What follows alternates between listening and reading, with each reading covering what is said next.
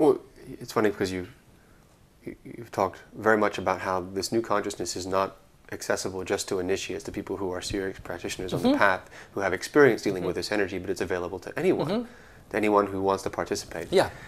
And you know, it's much easier to imagine how somebody who is an mature, experienced spiritual seeker can respond to when that energy when they have been given access to it. But for someone who has not had any experience to have that energy, what they do with it. Yeah, that is, you know, what they do with it, how they learn to work with it, how they learn it is. But then there are, you know, in our own little way, we have put some of these teachings on the internet. We have a website, Working with Oneness, and we have put some of these teachings on the internet in audio and also in video clips. So they are available to anybody. That is a little contribution we can make, because part of the wonder of the internet is you can put things there so they are freely downloadable by anybody all over the world. So there are people in Malaysia, people in Australia, people in China who are accessing this information. And that is a little contribution that we have made here in our Sufi work, so that when people have some of these awakenings or have some of these experiences, if they want, they can find their way to certain teachings I have been given about how they can use them. Whether they do find their way, if there is real need. There is this lovely Sufi story about Mushko Gosha, the remover of obstacles. And it says, if you are in real need, you will always find your way.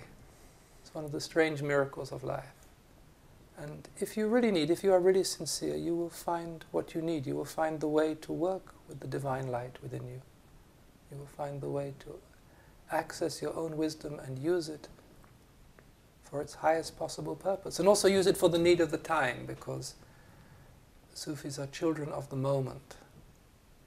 And there is a real need at this moment in time for spiritually committed people to help the world make this transition from a society based on separation and dualism into one based on oneness.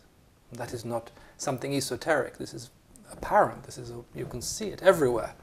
We cannot sustain ourselves through greed and consumerism anymore. And so there is a real need. And this is the need of the moment. And so if you are given access to a certain spiritual awareness, use it for the sake of the whole. Use it for the glory of God in the world, not for some, I think, slightly limited view of how can it help me become more spiritually aware.